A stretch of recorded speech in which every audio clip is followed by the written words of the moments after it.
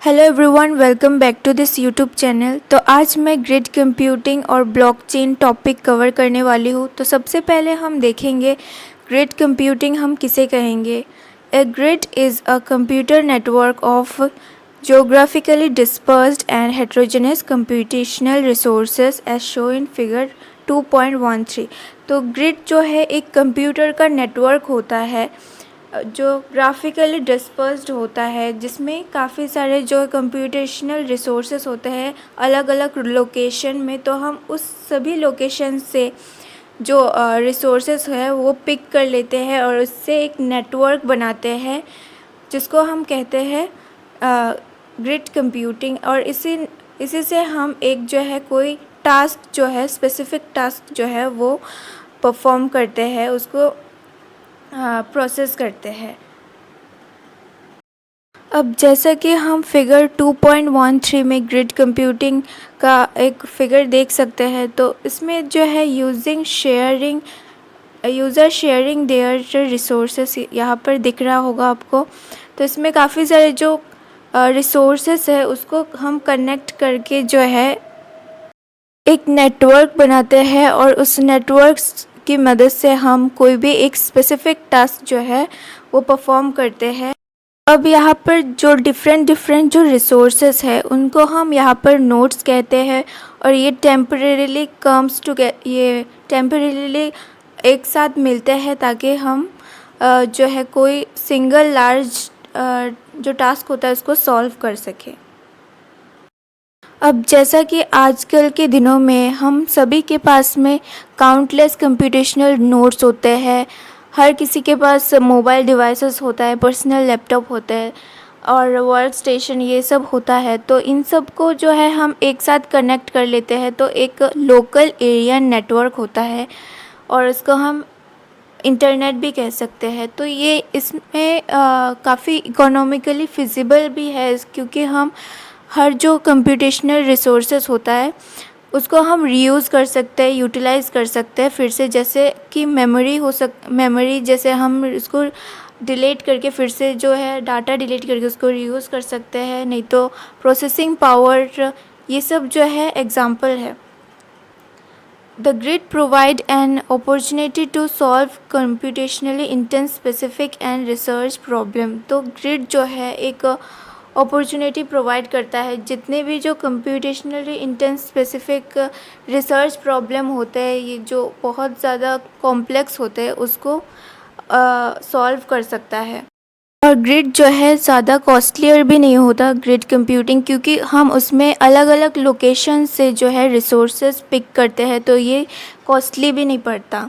तो ग्रिड दो टाइप के होते हैं। अभी पहला होता है डाटा ग्रिड, जिसको हम यूज़ करते हैं मैनेज करने के लिए। जो लार्ज और डिस्ट्रीब्यूटेड डाटा होता है उसको मैनेज करने के लिए, जो कि रिक्वायर्ड होता है मल्टीपल यूज़र के लिए, मल्टीपल यूज़र जो है उसको एक्सेस कर सकते हैं। सेकेंड है सीपीयू और processor grid, where processing is moved from one PC to another as needed or a large task is divided into subtask। तो जिसमें जो है प्रोसेसिंग जो है हम एक पीसी से दूसरे पीसी में मूव कर सकते हैं और ये जो है इसमें हम लार्ज टास्क जो है उसको डिवाइड करके सब टास्क में ला सकते हैं और उसको डिफरेंट जो कंप्यूटर होता है उसमें प्रोसेस कर सकते हैं, जिसको हम नोड्स कहते हैं। और इसमें हम पैरेलली इसको जो है प्रोसेस कर सकते हैं। अब ग्रिड कंप्यूटिंग जो है वो डिफरेंट होता है IaaS क्लाउड सर्विस से। In case of IaaS cloud service there is a service provider. तो जो IaaS क्लाउड सर्विस होता है उसमें जो है एक सर्विस प्रोवाइडर होता है जो रेंट करता है जो भी इंफ्रास्ट्रक्चर होता है यूज़र के लिए। और ग्रिड कंप्यूटिंग में होता क्या है कि जो मल्टीपल कंप्यूटेशनल नोड्स होता है उसको हम एक साथ जॉइन करते हैं ताकि हम कोई कॉमन जो है प्रॉब्लम सॉल्व कर सके।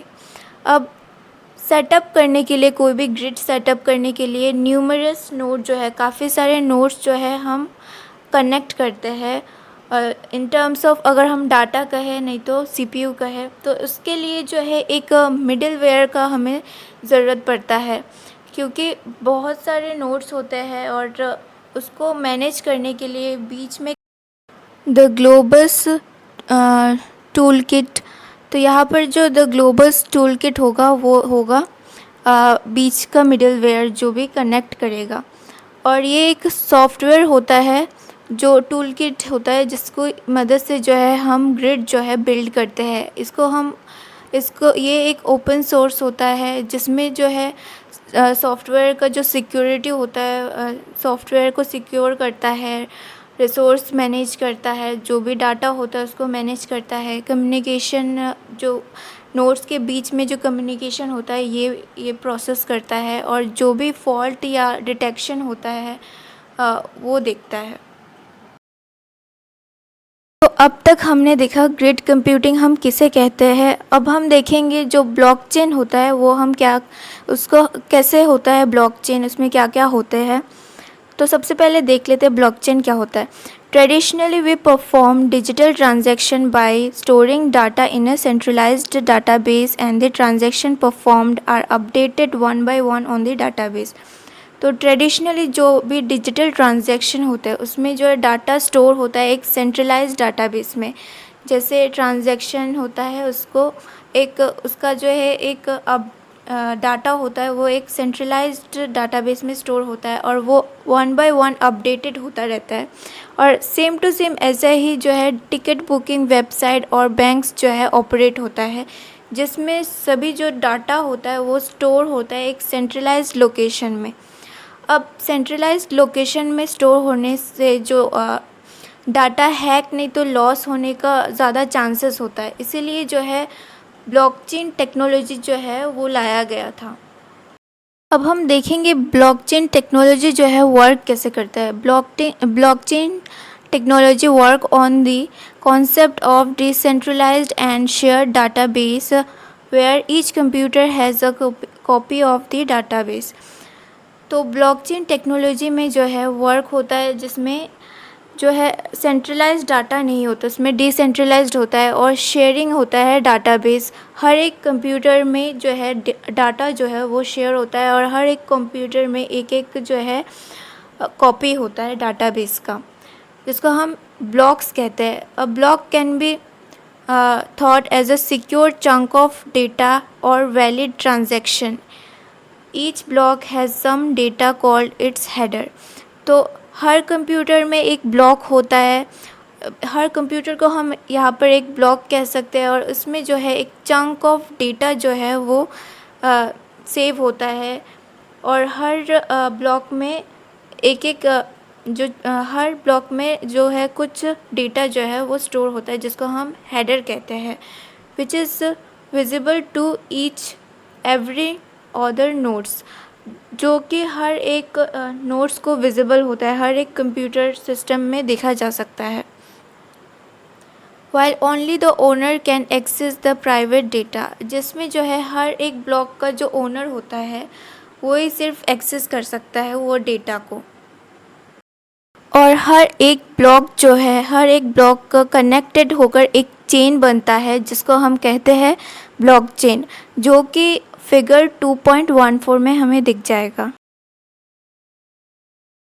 अब जैसा कि आप सब देख सकते हैं फिगर 2.14 ब्लॉकचेन टेक्नोलॉजी, तो इसमें होता क्या है कि सबसे पहले जो हमारा कंप्यूटर होता है वो एक रिक्वेस्ट सेंड करता है, समवन रिक्वेस्ट अ ट्रांजैक्शन। तो ट्रांजैक्शन के लिए एक रिक्वेस्ट सेंड होता है, तो उसमें एक ब्लॉक उसको हम मान सकते हैं। उसके बाद जो है उस ब्लॉक से the request is broadcast to all nodes in the network. जो जितने भी नेटवर्क में नोड्स होते हैं उसमें जो है रिक्वेस्ट जाकर सेंड होता है, तो उस नेटवर्क से जो है वो वेरीफाई होता है। इसी पूरे प्रोसेस को हम यहाँ पर कहेंगे ब्लॉकचेन टेक्नोलॉजी। अब इसके बाद जो ब्लॉकचेन होता है उसको हम एक डिफ़ाइन कर सकते हैं एक सिस्टम जिसमें जो है एक ग्रुप ऑफ कंप्यूटर जो है कनेक्टेड होते हैं मेंटेन करने के लिए, ताकि जो है सिंगल अपडेट्स या फिर secure ledger. Each computer or nodes that participate in the blockchain receive a full copy of the database.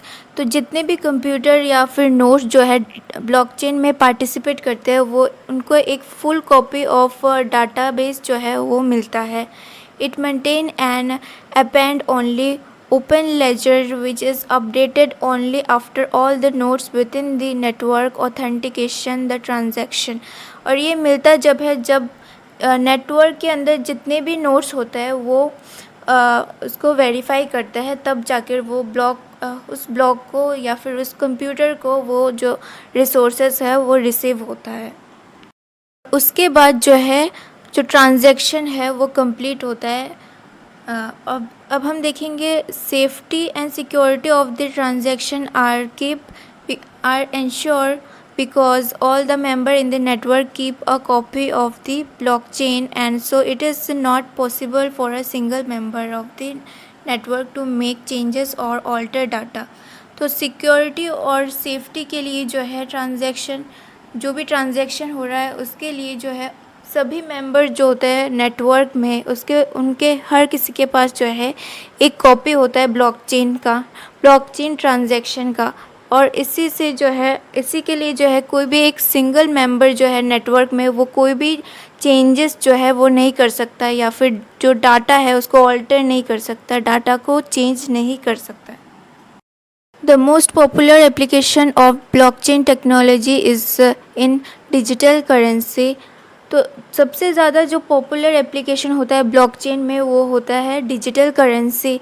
However due to its decentralised nature with the openness and security, blockchain are being seen as one of the way to ensure transparency, accountancy and efficiency in business as well as in governance system.